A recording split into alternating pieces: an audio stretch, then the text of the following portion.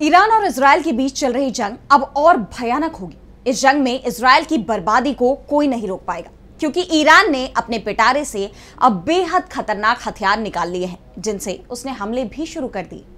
Iran के supreme leader Ayatollah Ali Khamenei ने Israel के खिलाफ युद्ध का ऐलान कर दिया है। खामेनेई सुरक्षित बंकर में पहुंचकर इजरायल के खिलाफ युद्ध का संचालन कर रहे हैं, तो दूसरी तरफ अमेरिका और इजरायल की बौखलाहट भी साफ साफ दिखाई दे रही है।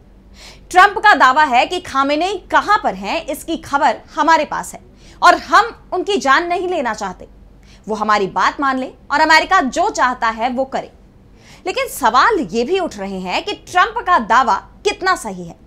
बात अगर सुरक्षा की हो तो सिर्फ खामेनेई ही बंकर में नहीं है, बल्कि इजरायल के प्रधानमंत्री नेतन्याहू भी बंकर में ही छिपे बैठे हैं। उनके बारे में तो पहले यहां तक चर्चाएं शुरू हो गई थी कि वो इजरायल छोड़ने की तैयारी में है, लेकिन अमेरिकी मदद के चलते वो इजरायल में ही रुके हुए हैं। ईरान की मिसाइलें इजरायल में तबाही मचा रही हैं, जिसके चलते नेतन्याहू अपने ही देश में घिरते दिख रहे हैं।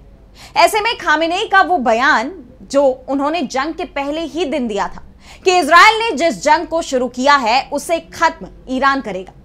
तो आज हम अपनी स्पेशल रिपोर्ट में ईरान और इजरायल के बीच चल रही इसी जंग को लेकर करेंगे बात कि आखिर क्यों इजरायल की बढ़ रही है चिंता। नमस्कार, मैं आराधना। तो शुरू करते हैं हमारी एक खास रिपोर्ट। तो ईरान के supreme leader Ayatollah Ali Khamenei ने अब साफ कर दिया है कि इजरायल से सीज फायर नहीं होगा, कोई रहम नहीं होगा। यहूदी देश का नाम अब नक्शे से मिटाया जाएगा।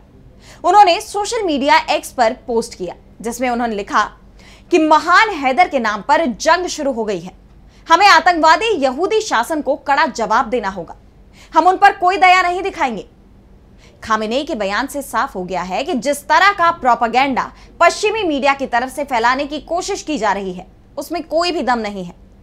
पश्चिमी मीडिया दावा कर रहा है कि ईरान सीजफायर को तैयार हो गया है, लेकिन खामेनेई ने साफ कर दिया है कि सीजफायर का तो अब सवाल ही नहीं उठता है, बल्कि अब यह वक्त सबक सिखाने का है और ईरान इजरायल को सबक सिखाकर रहेगा। खामेनेई का यह बयान न सिर्फ युद्ध का ऐलान है, बल्कि अमेरिका के राष्ट्रपति डोनाल्ड ट्रंप को सीधे सीधे जवाब भी मारा जा रहा है, जिसमें उन्होंने ईरान को चेतावनी दी थी कि वो बिना शर्त आत्मसमर्पण कर दे। अब ईरान के जवाब की गूंज अमेरिका से लेकर तल अवीव तक सुनाई दे रही है। इजरायल पर हमले के लिए अब ईरान ने अपनी सबसे खतरनाक मिसाइल निकाल ली, जिसे रोकना इजरायल तो क्या अमेरिका के लिए भी आसान नहीं दिख रहा है। इस्लामिक रिवॉल्यूशन गार्ड्स कॉर्प्स यानी IRGC ने ऐलान किया है कि ऑपरेशन ट्रू प्रॉमिस 3 में फतह हाइपरसोनिक मिसाइलों का इस्तेमाल किया गया। IRGC ने कहा कि इस मिसाइल ने इजरायली एयर डिफेंस के टारगेट को सफलतापूर्वक हिट किया है, जिसके सहारे हमने इजरायल के समर्थकों को भी संदेश भेज दिया है। IRGC ने इसे जंग का टर्निंग पॉइंट बताया है और कहा है कि फतह मिसाइल की तैनाती ने इजरायल के एयर डिफेंस सिस्टम के अंत की शुरुआत कर दी है। ईरान के हाइपरसोनिक फतह मिसाइलों ने इजरायल के ठिकानों को हिला दिया। IRGC ने इजरायल के उस दावे पर पलटवार भी किया, जिसमें इजरायल ने कहा था कि तेहरान के आसमान पर अब उसका कब्जा है। इसका जवाब देते हुए ईरान ने कहा कि हमारी मिसाइलों के हमले ने साबित कर दिया है कि ईरान अब कब्जे वाले क्षेत्रों के आसमान पर पूर्ण प्रभुत्व रखता है और इजरायल के लोग ईरान के सटीक हमलों के सामने पूरी तरह से असहाय हैं। यानी इजरायल के आसमान पर अब ईरानी मिसाइलों का कब्जा हो चुका है और इजरायल ने जो जमीन इस्लामिक मुल्कों से हड़पी है उसे अब आजाद कराया जाएगा। अब हम आपको बताते हैं कि ईरान की फतह मिसाइल है क्या, जिसके बारे में इतनी बात हो रही है। तो फतह का अर्थ है खोलने वाला, द ओपनर। ये वो मिसाइल है जिसकी रेंज 1400 किलोमीटर है। इसे जून 2023 में ईरान की सेना में शामिल किया गया था। IRGC के पूर्व aerospace commander brigadier general Aamir Ali Hajizadeh ने इस मिसाइल को देश की सुरक्षा में एक बड़ी छलांग बताया था। ईरान से पहले सिर्फ 3 देशों ने ऑपरेशनल हाइपरसोनिक मिसाइल बनाने की तकनीक में महारत हासिल की थी, जिसमें रूस, भारत और चीन शामिल थे। ईरान हाइपरसोनिक मिसाइल बनाने वाला चौथा देश था, यानी इजरायल भी अब तक ये मिसाइल नहीं बना पाया है। जब ईरान ने इस मिसाइल को बनाया तब अमेरिका भी हाइपरसोनिक मिसाइल नहीं बना पाया था। अमेरिका ने बाद में ये क्षमता हासिल की।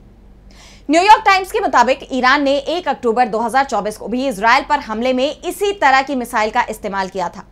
यह hypersonic medium range ballistic missile है। इसका वजन 350 किलोग्राम से 450 किलोग्राम के बीच है। 12 मीटर लंबी मिसाइल 200 किलोग्राम विस्फोटक तक ले जा सकती है। लेकिन ईरान की इस ताकत का अंदाजा शायद अमेरिका और इजराइल को नहीं था, और इसीलिए झूठे दावे के सहारे इजराइल ने ईरान पर हमला कर दिया। क्योंकि जो खबर सामने आ रही है वो बेहद ही चौंकाने वाली है। अमेरिका के पास पक्की खबर थी कि ईरान परमाणु हथियार नहीं बना रहा है। वो ऊर्जा जरूरतों को पूरा करने के लिए न्यूक्लियर कार्यक्रम चला रहा है, लेकिन परमाणु बम नहीं बना रहा। अमेरिका के राष्ट्रपति डोनाल्ड ट्रंप को यह खबर किसी ऐसे सोर्स से नहीं मिली थी, बल्कि अमेरिकी जासूसों ने कहा था कि ईरान परमाणु हथियार नहीं बना रहा है। इस साल की शुरुआत में राष्ट्रीय खुफिया निदेशक तुलसी गबार्ड ने कांग्रेस के सामने अपनी गवाही में साफ साफ कहा था कि ईरान के पास ना तो परमाणु हथियार है और ना ही वो इसे बना रहा है। ईरान के सुप्रीम कमांडर खामेनेई ने पहले से रुके हुए कार्यक्रम को दोबारा शुरू करने की परमिशन नहीं दी है। गबार्ड के इस बयान से ट्रंप आग बबूला हो गए और उन्होंने इसे सिरे से खारिज कर दिया। ट्रंप का दावा है कि ईरान परमाणु बम बनाने के बहुत करीब है, जबकि गबार्ड का कहना है कि ईरान परमाणु हथियार नहीं बना रहा। ट्रंप के बयान के बाद गबार्ड जरूर अपने बयान से पलटती दिखाई दी, लेकिन सीनेटर मार्क वार्नर सहित शीर्ष डेमोक्रेट्स का कहना है कि गबार्ड के मार्च के बयान का खंडन करने के लिए खुफिया जानकारी में कोई बदलाव नहीं हुआ है। यानी ईरान पर परमाणु हथियार बनाने के जो आरोप लगाए जा रहे हैं उनमें कोई सच्चाई नहीं है। इस बीच भारत में ईरान के दूतावास ने इंटरनेशनल एटॉमिक एनर्जी एजेंसी यानी IAEA के डायरेक्टर जनरल राफेल ग्रॉसी का एक बयान साझा किया है। इस बयान में कहा गया कि ईरान परमाणु हथियार बनाने की कोशिश कर रहा है, इसका कोई सबूत नहीं है। दूतावास ने एक्स पर पोस्ट करते हुए ग्रॉसी के हवाले से कहा कि हमारी रिपोर्ट में यह बताया गया है कि हमारे पास इस बात का कोई सबूत नहीं है कि ईरान परमाणु हथियार बनाने की दिशा में कोई व्यवस्थित प्रयास कर रहा है। ईरानी प्रेस टीवी की तरफ से साझा किए गए CNN इंटरव्यू के एक क्लिप को इस पोस्ट में दिखाया गया, जिसमें ग्रॉसी ने दोहराया कि हमारे पास इस बात का कोई सबूत नहीं है कि ईरान परमाणु हथियार बनाने की दिशा में कोई व्यवस्थित कोशिश कर रहा है। यानी जो जंग चल रही है उसे लेकर अब दावा किया जा रहा है कि ये ईरान के परमाणु कार्यक्रम को लेकर नहीं है, बल्कि इस जंग का असली मकसद खामेनेई को सत्ता से हटाना है।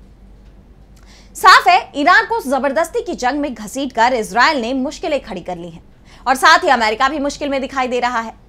ट्रंप भले ही इजराइल के साथ मजबूती से खड़े होने की बात कर रहे हो, लेकिन जिस तरह से इजराइल में तबाही मची हुई है, उनके डिफेंस सिस्टम ईरानी मिसाइलों को रोक नहीं पा रहे। उसके बाद सवालों में तो नेतन्याहू है। इजराइल से जिस तरह की तस्वीरें सामने आ रही हैं, उसे देखकर गजा की भी लोगों को याद आ रही है, क्योंकि इसी तरह की तस्वीरें अभी तक वहां से आ रही थी। इजरायलियों को भी अब अपनी सरकार और अपनी डिफेंस सिस्टम पर भरोसा नहीं बचा है। इसका कारण है कि जिस तरह से ईरान चुन चुन कर इजराइल में टारगेट हिट कर रहा है, उससे उनकी चिंता बढ़ गई है। ईरान ने जिस तरह से मोसाद के हेडक्वार्टर पर सफल हमला किया, उसने इजराइल को हिलाकर रख दिया। ऐसे में ईरान के परमाणु बम को लेकर एक गलत दावे को लेकर शुरू हुई ये जंग इजराइल पर ही भारी पड़ गई है। तो आज इस स्पेशल रिपोर्ट में बस इतना ही। अगर आपको ये रिपोर्ट पसंद आई तो वीडियो को लाइक करना ना भूलें और चैनल को सब्सक्राइब कर लें और अपने तमाम व्यूज हमें कमेंट सेक्शन में बताएं। नमस्कार।